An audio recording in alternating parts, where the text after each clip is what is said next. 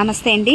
ఈరోజు మన గార్డెన్లో చిన్న హార్వెస్ట్ అయితే ఉందండి, చేద్దాం. ఫస్ట్ వంకాయలతో స్టార్ట్ చేద్దాం. ఇవి తెల్ల వంకాయలు అన్నమాట. పచ్చడికి చాలా బాగుంటాయండి. ఇవి లేతగా ఉన్నప్పుడే మనం కోసి చక్కగా వండుకోవచ్చు. అయితే పచ్చి పులుసుకు కూడా చాలా బాగుంటాయి అన్నమాట. ఇటు పక్కన చూడండి, మనం సిమ్లో పెట్టుకుని కాల్చి వండుకుంటాం కదా, స్టవ్ మీద పెట్టి. అలా కూడా పచ్చి పులుసు చేసుకుంటే చాలా బాగుంటాయి అన్నమాట ఈ వంకాయలతో. అయితే ఇవి నేల మీద వేసుకున్న మొక్కలు కాబట్టి చాలా రోజుల పాటు మనం ఎక్కువ దిగుబడి అనేది తీసుకోవచ్చు అన్నమాట. పైన టెర్రస్ పైన కూడా ఉన్నాయి వంగ మొక్కలు, బట్ ఇవి నేల మీద కాబట్టి ఇంకా ఎక్కువ పెద్ద సైజులో వస్తున్నాయండి. నెక్స్ట్ కొద్దిగా తోటకూర కూడా ఉంది, అది కూడా కోద్దాం.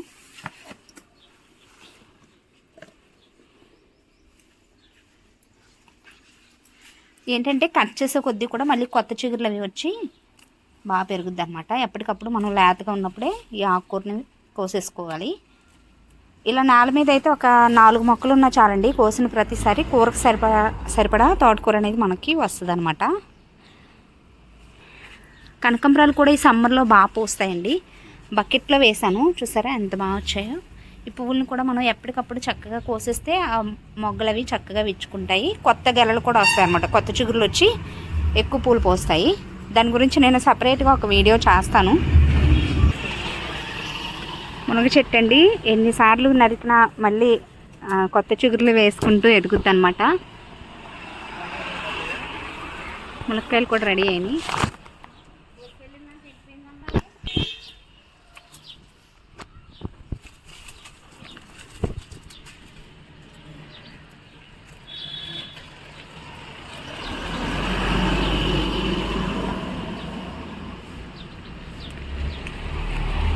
ఎప్పటికప్పుడు కోసుకుందామండి, మన పెరట్లోదే కాబట్టి.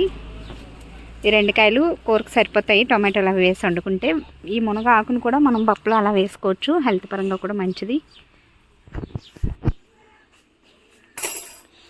ఇప్పుడు టెర్రస్ పైకి వెళ్దామండి. దొండకాయలు కూడా ఉన్నాయి. దొండపాద అనమాట ఇది. ఇప్పుడే వాటర్ పట్టానండి, సాయంత్రం టైంలో హార్వెస్ట్ చేస్తాము. అయితే దొండకాయలు ఈరోజు మార్నింగే నేను కోసి వండాను. కొంచెం రెడీ అయిన పెద్దకాయల వరకు ఉన్నాయి, కానీ ఇంకా ఒక 2 డేస్ ఆగి కోద్దాం అని చెప్పి ఇప్పుడు హార్వెస్ట్లో యాడ్ చేయట్లేదు అనమాట. వండుకునే ముందు కోసి వండుతాను దొండకాయల వరకు, ఎందుకంటే ఈరోజే కాబట్టి ఒక 2 డేస్ గ్యాప్ ఇచ్చి మళ్ళీ కోస్తాను. టెర్రస్ పైకి వెళ్దాం. పైన అయితే అసలు చాలా పని ఉందన్నమాట. పాత కుండీల్లో మట్టి అంతా కూడా తీసేసి కొత్త పాదులు అవి పెట్టుకోవాలి. గార్డెన్లో చాలా వర్క్ అయితే ఉందండి.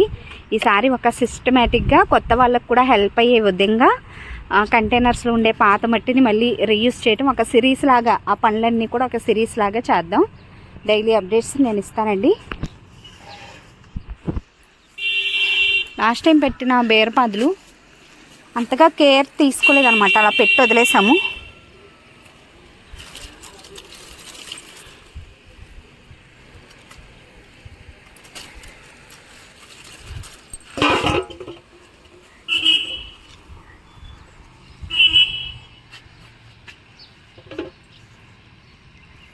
కూరకు సరిపడా బీరకాయలు అయితే వచ్చాయి. కొంచెం శనగపప్పు అలా వేసి వండుకుంటే కూరకు వస్తాయి అన్నమాట. దీనిలోకే మనం మిక్స్డ్ వెజిటబుల్ కర్రీ లాగా, అంటే అటు ఇటు కాకుండా కొంచెం కొంచెం వచ్చినప్పుడు ఇలా అలసందలను కూడా బీరకాయలు వేసి వండేసుకోవచ్చు. ఇవి కూడా కోద్దాం.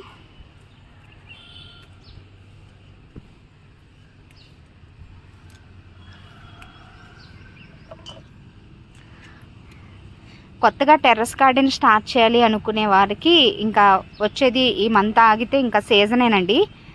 మీరు ఈ లోపు కంటైనర్స్, మట్టి ఇవన్నీ రెడీ చేసి ఉంచుకుంటే సీజన్ స్టార్ట్ అయ్యేసరికి చక్కగా మీరు విత్తనాలు అవి పెట్టేసుకోవచ్చు. ఒకవేళ ఇప్పటికే మీరు గార్డెనింగ్ స్టార్ట్ చేస్తుంటే ఈ సీజన్లో పెట్టుకోవాల్సిన విత్తనాలు అవన్నీ కూడా నేను సపరేట్గా కొన్ని వీడియోస్ అనేవి అప్లోడ్ చేస్తాను. మీకు హెల్ప్ అయ్యే విధంగా ముందుగానే నేను అప్డేట్ని ఇస్తాను. ఏమేమి సీడ్స్ తెచ్చుకోవాలి, పాత మట్టిని ఎలా రీయూజ్ చేసి వాడుకోవాలి, ఖాళీ అయిపోయిన కంటైనర్స్ని మనం ఎలా మళ్ళీ కంటైనర్స్ని నీట్గా చేసుకుని ఆ పాత మట్టిని మళ్ళీ సారవంతంగా ఎలా మార్చుకోవాలి, ఎలాంటి టిప్స్ పాటిస్తే ఎక్కువ దిగుబడి అనేది వస్తుంది, ఇలాంటి వీడియోస్ అన్నీ కూడా నేను చిన్నగా షార్ట్కట్లో మీకు షార్ట్స్ రూపంలో అలాగే వీడియోస్ రూపంలో అర్థమయ్యే విధంగా అప్లోడ్ చేస్తాను. కాకరకాయలండి, ఈ పాదుకి ఇంకా తీగలు కట్టకుండానే కాపనేది వచ్చేస్తుంది. ఇంకెలాగో గార్డెన్ కూడా రీక్రియేట్ చేద్దాము అంటే మళ్ళీ కొత్తగా ఆర్గనైజ్ చేసి పెడదాము కంటైనర్స్ అన్నీ కూడా అని చెప్పి నేను ఇంకా తీగలు వచ్చేసినా కూడా కాకరపాదు అలాంటి వాటికి నేను వైర్లు అవి కట్టలేదండి. మళ్ళీ అటు పెట్టి ఇటు పెట్టి కుదరదని చెప్పి ఇంకా అలా పాకినంత వరకు అలా పాకి కాస్తాయి. ఒకవేళ అప్పటికి పాదు హెల్దీగా ఉంటే ఒక పక్కకి మనం పెట్టుకోవడం వైపుకి షిఫ్ట్ చేద్దాము. సో కొత్తగా మళ్ళీ మనం విత్తనాలు అవి పెట్టుకుందామండి. చిలకడ దుంపలు కూడా హార్వెస్ట్కి రెడీగా ఉన్నాయి. ఈ హార్వెస్ట్ అయిపోయిన తర్వాత నేను చిలకడ దుంపల్ని హార్వెస్ట్ చేసి మళ్ళీ వాటిని కొమ్మల ద్వారా ఎలా పెంచుకోవచ్చో కూడా సపరేట్గా వీడియో అప్లోడ్ చేస్తాను.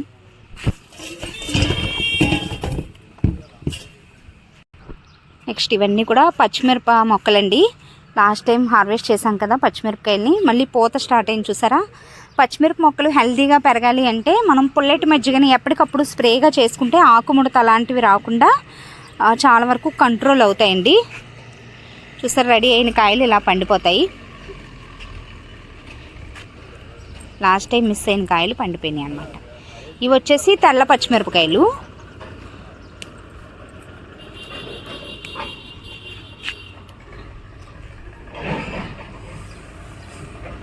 చిన్న చిన్న టిప్స్ పాటిస్తే మనం కుండీల్లో కూడా మంచి దిగుబడి అనేది తీసుకోవచ్చండి. మట్టిని కలుపుకునే విధానం పైనే మనం తీసుకునే దిగుబడి కూడా ఆధారపడి ఉంటుంది.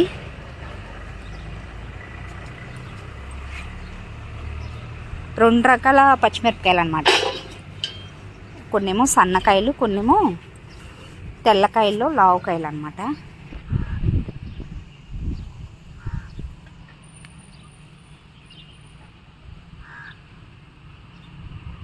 ఇప్పటివరకు వీడియోని లైక్ చేయకపోతే తప్పకుండా లైక్ చేసి ఛానల్ని సబ్స్క్రైబ్ చేసుకోండి.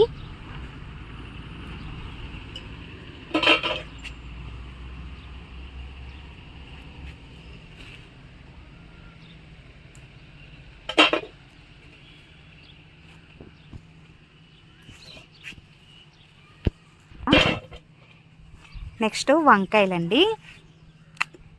ఇందాక కింద కోసుకున్నాం కదా తెల్ల వంకాయలు, సేమ్ అదే టైంలో కుండీలో వేసాము. కుండీలో కూడా చూసారా ఎంత మంచి సైజులో వచ్చిందో.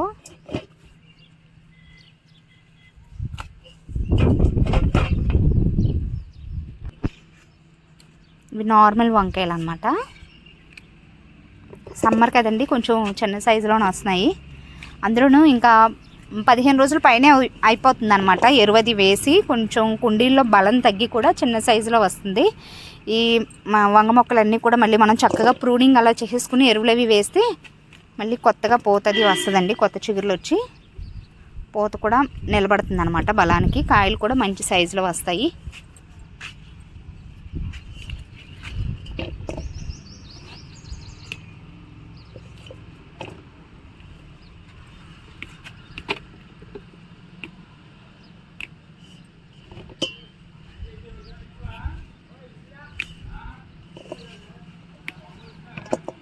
ఇటు సైడ్ ఉన్నాయి చూడండి.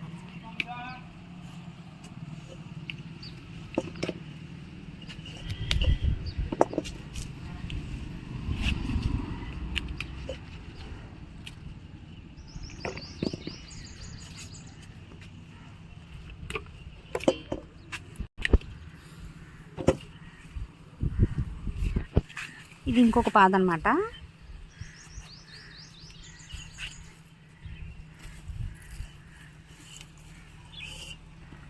అటు ఒకటి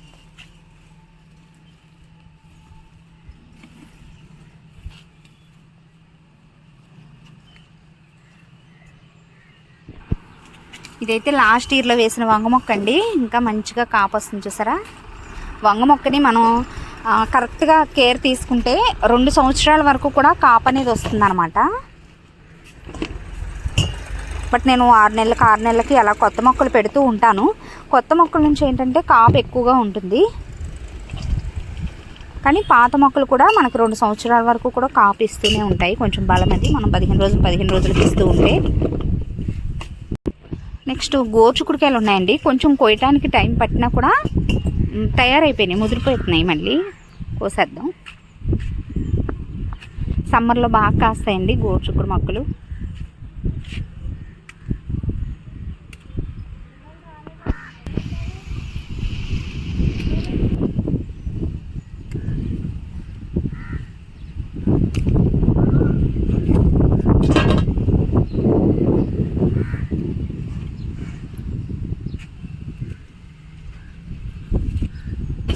వీటికి కర్రలవి సపోర్ట్ చేసి కట్టాలి, ఈసారి డిలే అయిపోయింది అనమాట.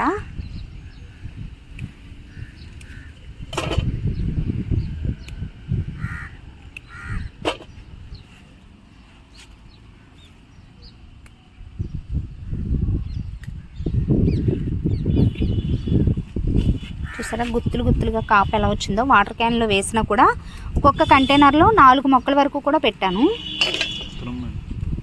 విత్తనం మంచివి మనం సెలెక్ట్ చేసుకోవాలండి. విత్తనాలు మంచివి అయితే ఇలా దిగుబడి కూడా బాగుంటుంది. మనం వేసే ఎరువులు కూడా మేజర్ పాయింట్ అవుతాయి అన్నమాట. అంటే వేసే మట్టిని కలుపుకునే విధానం, అలాగే అప్పుడప్పుడు మనం లిక్విడ్ ఫర్టిలైజర్స్ని కూడా తయారు చేసుకుని ఇంట్లో వేస్తూ ఉంటాం కాబట్టి ఆ బలానికి దిగుబడి కూడా బాగుంటుంది.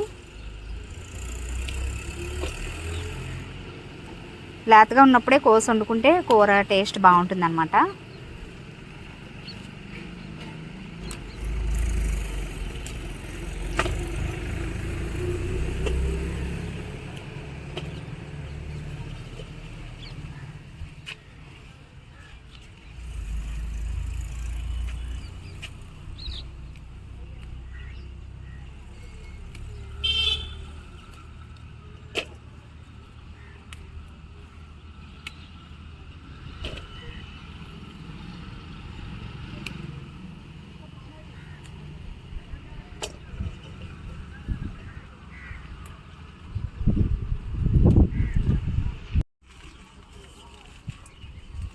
ఒక 4 కంటైనర్స్లో పెట్టుకుంటే 3 లేదా 4 మొక్కలు చొప్పున మనకి కోసిన ప్రతిసారి కూరకి సరిపడా వస్తాయన్నమాట గోరుచిక్కుడుకాయలు.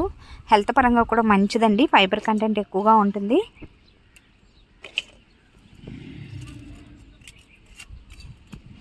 మళ్ళీ ఇంకొక బ్యాచ్ కింద కూడా మనం వేసుకోవచ్చు అన్నమాట గోరుచిక్కుడు మొక్కలు.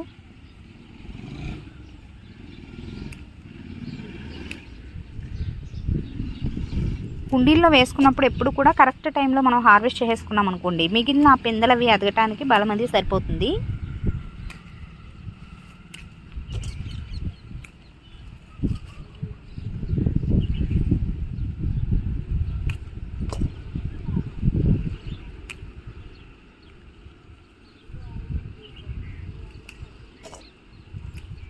వీటిని కొయ్యటానికి చాలా ఓపిక కావాలండి. గట్టిగా పట్టుకుని లాగితే మొక్క పట్టాను వచ్చేస్తుంది అనమాట. స్లోగా నిదానంగా కొయ్యాలి.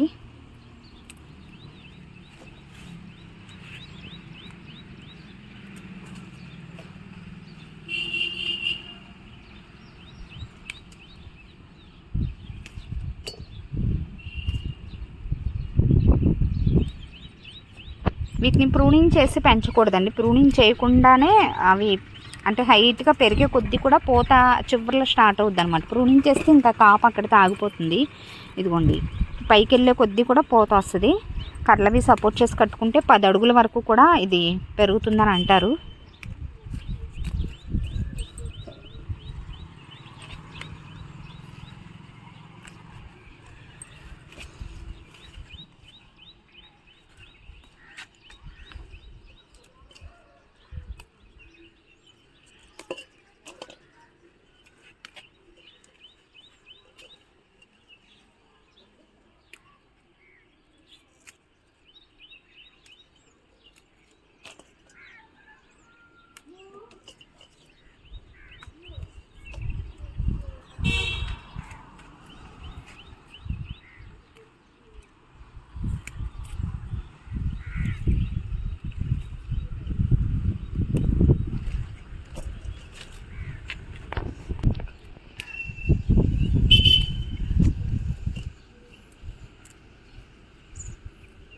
మనం ఎలాంటి హార్మ్ఫుల్ కెమికల్స్ యూస్ చేయకుండా చక్కగా ఎరువులవి వేసి పండించుకుంటున్నాం కాబట్టి,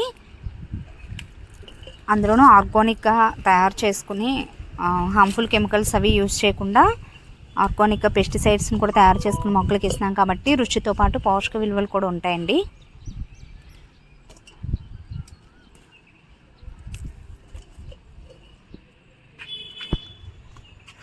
గోరుచిక్కుడుకాయలు కూడా పూర్తయింది కొయ్యటం.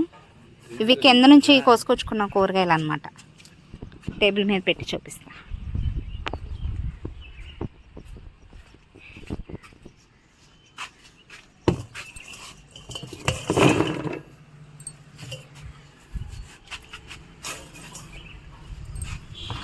ములక్కాయలు,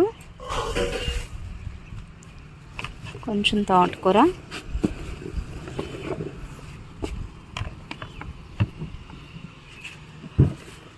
వంకాయలు, పచ్చిమిరపకాయలు కూడా ఉన్నాయి.